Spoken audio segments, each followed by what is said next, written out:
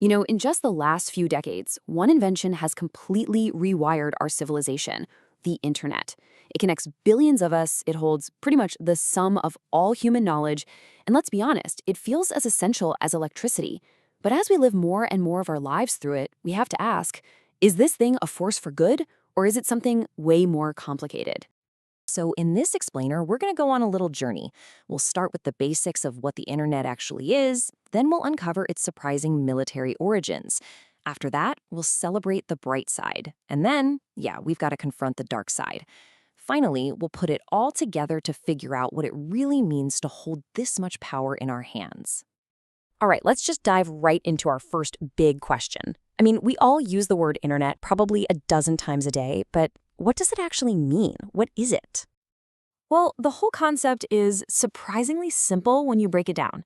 The name itself pretty much tells the whole story. You've got inter, which means among or inside, and net. Well, that's short for network. So the internet is just a massive connection among countless smaller networks. Just think about it for a second. Your home has a Wi Fi network, your office has one, your entire city is just full of them. The internet is basically the invisible thread that stitches all those millions of networks together, letting a phone in Tokyo send a message to a server in Toronto in like the blink of an eye. It's wild. So, where did this global brain even come from? Now, you might be picturing some genius in a garage in Silicon Valley, right? Well, the real story starts somewhere totally different. We're talking inside the military. See, back in 1969, the US Department of Defense created this thing called ARPANET. The whole point was to build a communication network that could actually survive a major attack. By making it decentralized, they made sure that if one part of it went down, the rest of the network could keep on functioning. And that foundational idea, that network of networks, was born right there. Then, by 1990, the project was officially dissolved, and its architecture became the backbone for the public internet that you and I use every single day. And that, of course, brings us to today, where the internet has just unleashed this incredible way of possibilities. So let's take a minute to look at the bright side. The benefits are almost hard to wrap your head around. Think about it. Instant communication with literally anyone on Earth. The world's biggest library sitting right there in your pocket. Any movie, any game you can think of, accessible on demand.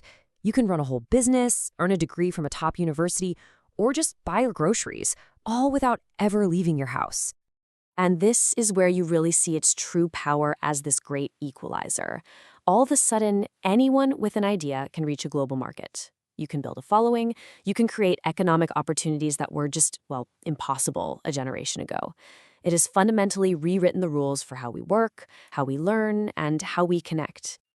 Okay, but for every bright side, there's always a shadow, right?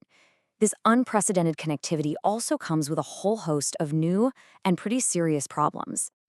And let's be real, we've all felt it. You know that feeling. The endless scroll that just turns into an addiction. The constant barrage of spam, scams, and hackers trying to get our data. Misinformation spreads like wildfire, and our digital habits, like that constant impulse buying, they can definitely follow us into the real world. Oh yeah, we've all seen messages just like this. And it seems almost funny. But cyber fraud is a massive, massive problem. Scammers use these tactics to steal personal information and, yes, money from millions of vulnerable people. What looks like a silly message is really just the tip of a very dangerous iceberg. And the threats aren't just digital anymore. They're becoming physical. That blue light from our screens light at night, it seriously messes with our sleep. And chronic sleep deprivation isn't just about feeling tired. It's linked to serious long-term health issues. Our digital lives are having a very, very real impact on our physical bodies. So what do we do with this? We have these two powerful, completely opposing forces, an incredible tool for progress and a potential source of real harm. How do we make sense of it all? On the one hand, you've got the internet as this gateway to connection, to information, to opportunity, and on the other, it's a landscape of addiction, deception, and risk. But here's the thing you gotta realize. These aren't two separate internets. They are two faces of the exact same powerful tool. So, here's the crucial point, the big takeaway. The internet itself isn't good or evil. It's a tool. It's maybe the most powerful tool humanity has ever created. A hammer can be used to build the house, or it can be used to break a window. The value and the impact of that tool depends entirely on the person who's holding it.